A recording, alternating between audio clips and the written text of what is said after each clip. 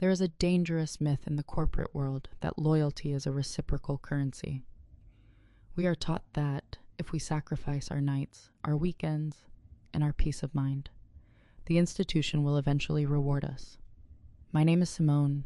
I'm a 35-year-old black woman, and for 4 years, I was the lead systems architect at Vanguard Manufacturing, a global supply chain behemoth. I didn't just maintain their infrastructure. I single-handedly built the automated logistics network that kept their billion-dollar enterprise running. I was the invisible engine in the basement, quietly ensuring the executives on the top floor could boast about record-breaking quarterly profits. But in corporate America, visibility often trumps actual capability. My immediate supervisor was Vance, a senior vice president who possessed the remarkable ability to speak for 20 minutes in meetings without actually saying anything of substance. Vance valued optics over operations for months. I had been preparing for the director of operations role. I had essentially been doing the job without the title or the compensation. I compiled flawless transition plans, optimized our freight routing, and saved the company millions. When Vance called me into the glass-walled conference room on a rainy Tuesday afternoon, I assumed it was finally time for my official promotion. Instead, sitting next to him was Derek. Derek was 32, had a perfectly styled haircut, a master's degree paid for by his wealthy father, and a devastating lack of technical knowledge. Derek was a master of corporate buzzwords. He had spent the last year taking credit for my data analytics, while I quietly fixed his continuous, glaring errors to keep the department afloat. Vance offered me a patronizing smile, adjusting his expensive silk tie. "Simone, your dedication is truly unparalleled," he began, using that soft, manufactured tone meant to deliver bad news. "However, as we look toward the future, the director position requires someone with a specific executive presence, someone who naturally commands the room. Therefore, the board has decided to bring Derek up as the new director of operations." I sat completely still, my hands resting lightly on the polished mahogany table. I did not flinch, and I did not let my expression betray the cold clarity washing over me. Derek leaned back in his ergonomic chair, an unearned, arrogant smirk playing on his lips. He clicked his silver pen repeatedly, a sound that echoed loudly in the tense silence of the boardroom. He truly believed he had just outmaneuvered me. "Don't worry, Simone," Derek said, his voice dripping with condescension. "You are still a vital part of the team. In fact, my first executive directive is for you to spend the next 4 weeks walking me through the back-end architecture. I need you to document your entire daily process so we can streamline your duties." He wanted me to train the man who had just stolen my career. Vance and Derek looked at me, fully expecting the standard corporate response. They expected me to swallow my pride, accept my place in the shadows, and quietly ensure Derek's success so I could keep my paycheck. They fundamentally misunderstood who I was, and more importantly, they completely forgot how I was hired. 4 years ago, Vanguard Manufacturing was in a hiring freeze. They couldn't bring me on as a full-time W-2 employee. Instead, Vance, desperate to fix a failing logistics grid, had signed a vendor contract with my independent consulting firm, Apex Solutions, LLC. I was not an employee. I was a private contractor. I had built the new automated logistics system entirely under my LLC. The contract clearly stipulated that Vanguard merely leased the software from my company. The intellectual property remained mine until a buyout clause of $2 million was triggered, a clause Vance had continuously delayed paying to keep his department budget looking lean. I looked at Derek, then at Vance. I declined the offer to train Derek. I said, my voice steady, professional, and chillingly calm. "Furthermore, my current vendor contract expires at the end of this week. I will not be renewing it. I wish you both the best of luck with the operations." Vance's patronizing smile faltered, replaced by a flicker of genuine confusion. "Simone, let's not be emotional," he scolded, adopting a stern, authoritative tone. "You are a contractor, yes, but you are obligated to facilitate a proper handover. If you walk out that door, I will personally ensure you are blacklisted across the entire manufacturing sector. You will never secure another consulting contract in this city." I didn't argue.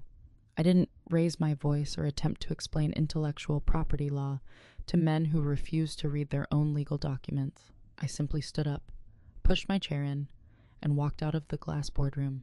I returned to my desk, packed my personal belongings into a small leather tote bag, and opened my laptop one final time. I was not a hacker, and I was not going to commit corporate sabotage. I was simply going to execute a flawless routine of malicious compliance. I opened the vendor portal and navigated to the software licensing dashboard for Apex Solutions, LLC.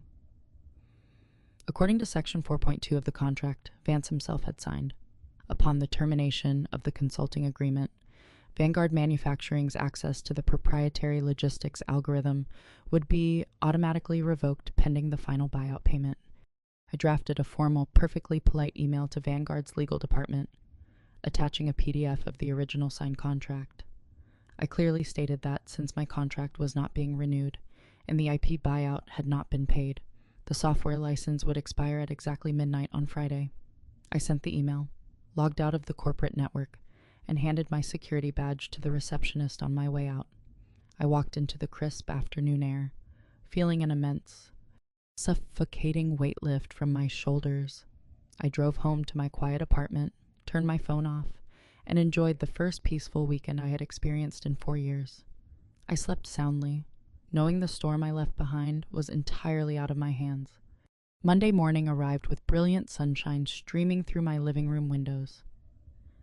I brewed a fresh pot of coffee, sat at my kitchen island, and finally powered on my smartphone. The device immediately seized up, vibrating violently against the granite countertop as a flood of notifications poured in. I had 74 missed calls, over 100 urgent text messages, and a dozen high-priority emails forwarded to my personal account.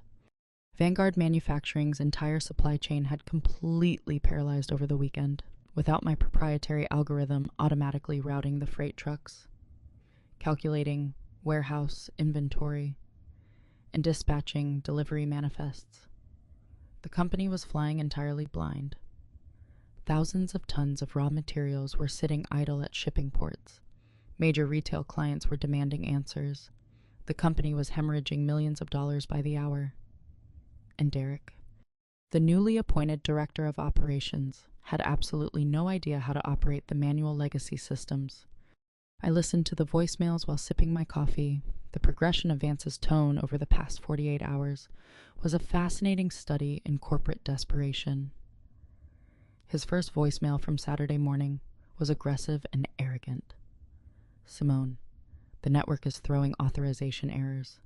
Whatever childish game you are playing, stop it immediately. Call it and fix this before Monday."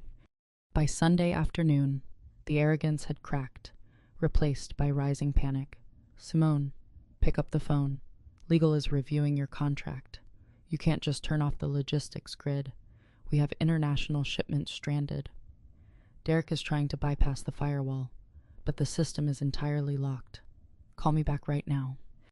The final voicemail, left at 6:00 a.m. on Monday, was nothing but sheer terror. "Simone, please. The CEO is furious. Our biggest clients are threatening to pull their contracts. We will pay the buyout clause. We will double your consulting rate. Just please, come into the office and turn the system back on. I am begging you." I did not return any of Vance's frantic phone calls. Instead, I scheduled a morning meeting with my attorney, Mr. Harrison, a veteran of corporate litigation who possessed a brilliant legal mind and a complete lack of tolerance for corporate bullies. I sat across from him in his downtown office, sliding my laptop across his mahogany desk to show him the server logs I had secured before my departure. "They are actively trying to bypass the encryption on your software," Harrison noted, pushing his reading glasses up the bridge of his nose. "We have records of over 1,000 brute force login attempts originating from Vanguard's IT department over the weekend. That is a direct violation of the Computer Fraud and Abuse Act. They are essentially trying to burglarize your private property. Let them try." I replied calmly, "The architecture is airtight. but that's not why I wanted you to review the server logs. Mr. Harrison, before I left, I ran a routine diagnostic on the financial routing modules. Derek has been the acting manager of the vendor payment portal for the last 8 months. I found something deeply disturbing in the automated billing cycle. Harrison opened the encrypted file I pointed to. As his eyes scanned the data columns, his professional demeanor shifted into intense, hyper-focused scrutiny. Derek was not just a nepotism hire who stole credit for my work. He was actively committing severe financial fraud. "This is a classic shell company scheme," Harrison said, his voice lowering to a serious whisper. He created a phantom vendor called Global Logistics Solutions and embedded it into the automated payment registry because he was approving the departmental budgets. He's been funneling hundreds of thousands of dollars in fake consulting fees directly into an offshore account. The truth crystallized with devastating clarity. Derek hadn't wanted the director promotion for the prestige. He needed the executive administrative clearance to increase the threshold of the fake invoices without triggering an internal audit. Vance had blindly championed a thief, completely unaware that his golden boy was robbing the company blind. "They've summoned you to an emergency board meeting at 2 o'clock this afternoon," Harrison informed me, checking his email. Vance's legal team sent a formal demand letter. "They are threatening to file a massive civil lawsuit for corporate sabotage and breach of fiduciary duty. They want to intimidate you into handing over the master keys to the software to stop the financial bleeding. They think I am a desperate former employee they can bully into submission," I said, feeling a cold, predatory smile form on my face. "They have no idea we have the audit logs. They are walking into a trap of their own making." At precisely 1:55 p.m., Harrison and I walked through the towering glass doors of Vanguard Manufacturing's corporate headquarters. The atmosphere in the building was suffocatingly tense. Employees were rushing through the hallways looking panicked and exhausted. When we reached the executive floor, we were immediately ushered into the primary boardroom. Vance sat at the head of the massive table, flanked by 3 aggressive-looking corporate attorneys in expensive suits. Derek sat to his right, looking pale and thoroughly sleep-deprived.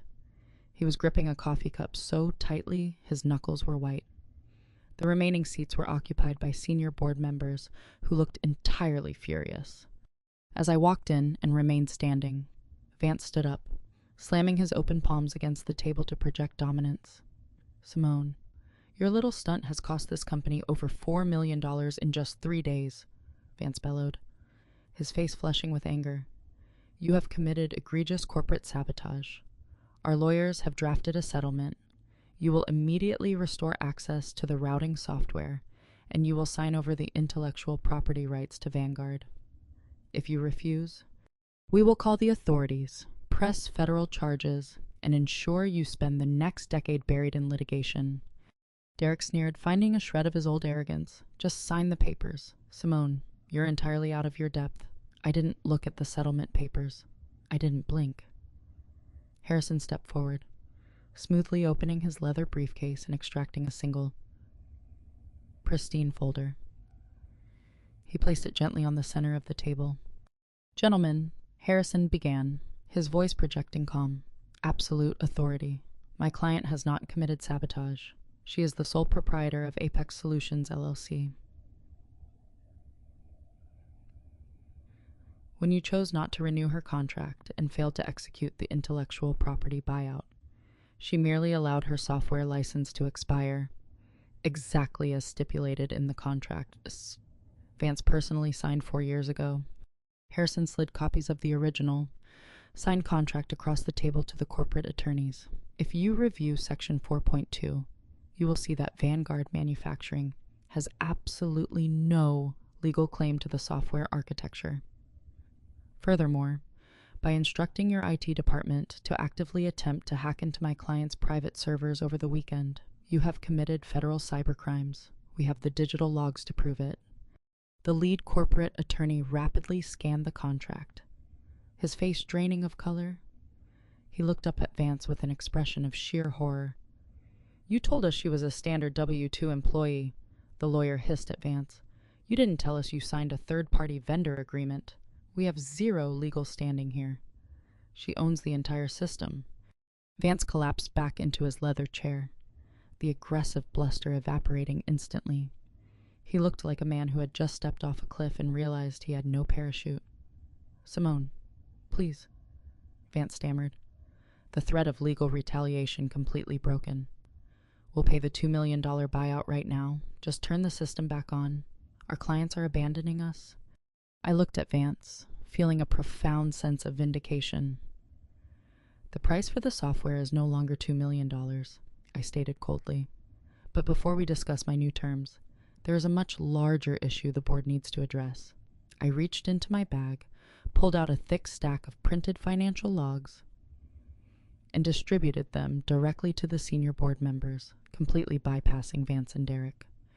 While maintaining the back-end architecture, my software automatically audits all automated vendor payments to ensure logistical efficiency, I explained, my voice echoing in the silent room. Last week, the system flagged a series of severe anomalies. Over the past 8 months, your newly appointed director of operations has been manually authorizing fake invoices. Derek let out a choked gasp. He violently pushed his chair back, attempting to stand, but his legs failed him. He sank back down, his perfectly styled hair now looking disheveled, his eyes wide with absolute, unadulterated terror. "If you look at page 3, I instructed the board, you will see the routing numbers for a phantom company called Global Logistics Solutions. Derek has been siphoning hundreds of thousands of dollars directly into an offshore account. He needed the director promotion not to lead the team, but to secure the executive clearance required to bypass the secondary financial firewalls and steal millions more." The boardroom erupted. The senior executives stared at the documents, then turned their furious gazes toward Derek. Vance looked physically ill. Realizing he had staked his entire professional reputation on a man who was actively embezzling corporate funds. "That's a lie," Derek shrieked, his voice cracking into a hysterical pitch. He pointed a trembling finger at me. "She fabricated those logs. She's trying to frame me because she's bitter about the promotion. Don't listen to her. The digital signatures are tied directly to your unique biometric login." "Derek," Harrison countered smoothly, "the data is immutable. In fact, we felt it was our civic duty to forward a copy of these exact logs to the federal authorities this morning. The FBI's white-collar crime division is already reviewing the evidence." The heavy glass doors of the boardroom swung open. It wasn't the police. It was Vanguard Manufacturing's chief executive officer, a formidable man in his 60s who had flown in on his private jet specifically to handle the crisis. He had been briefed by the corporate attorneys in the hallway. He walked into the room radiating an icy, controlled fury that silenced the chaos instantly. The CEO ignored Vance entirely. He walked straight to Derek, looking down at the trembling man with absolute disgust. "You arrogant, incompetent thief," the CEO said quietly, his voice carrying a lethal weight. "You have destroyed our supply chain, compromised our integrity, and stolen from our shareholders." The CEO turned to the corporate security director standing in the doorway. "Strip him of his badges, confiscate his company phone, and escort him out of this building immediately. Our legal team will coordinate with the federal authorities regarding his prosecution." 2 large security guards stepped forward, grabbing Derek by the arms. He didn't fight. He sobbed, a pathetic, whimpering sound, as he was unceremoniously hauled out of the boardroom in front of his peers. His career was over, his reputation obliterated, and a federal indictment was practically guaranteed. The CEO then turned his gaze to Vance. "You championed a criminal because you were too arrogant to evaluate real talent. You alienated the brilliant architect who actually kept this company running, and you exposed us to massive legal liabilities by signing contracts you didn't understand. Pack your desk. Vance, you are fired, effective immediately." Vance didn't say a word. He stood up, defeated and humiliated, and walked out of the room. His long career in corporate logistics ending in spectacular disgrace. The CEO finally turned to me, offering a deep, respectful nod. "Simone, name your price for the software license. We will wire the funds today." I didn't gouge them, but I certainly didn't offer a discount. Vanguard Manufacturing paid $5 million to officially acquire the proprietary rights to the logistics software, effectively funding the next chapter of my life. I walked out of that building for the final time, stepping into the bright afternoon sun, completely free from the toxic environment that had tried to suffocate my potential. 6 months later, Derek pleaded guilty to multiple counts of wire fraud and corporate embezzlement. He was sentenced to 5 years in a federal penitentiary, his wealthy father unable to shield him from the overwhelming digital evidence I had provided. Vance, blacklisted from the industry due to his gross managerial negligence, was forced into early retirement, his reputation permanently shattered. As for me, I used the $5 million settlement as seed capital to launch my own independent tech firm. I leased a beautiful office space overlooking the city skyline and began hiring a diverse, brilliant team of engineers who had been marginalized by traditional corporate structures. I built a company culture founded on genuine respect, where talent was recognized and toxic behavior was immediately eliminated. The corporate world often attempts to convince us that enduring mistreatment is a necessary stepping stone to success. We are taught to be grateful just to have a seat at the table, even if that seat is broken.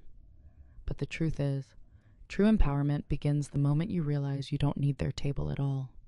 You have the intellect and the power to build your own. Protecting your peace and your intellectual property is never an act of betrayal. It is the ultimate act of self-preservation. When they tried to discard me, they assumed I was powerless. They assumed I would simply fade away. Instead, I established an absolute boundary, reclaimed my worth, and built an empire from the ashes of their arrogance. Never let anyone convince you that your brilliance belongs to them. Know your worth, secure your leverage, and never be afraid to walk away.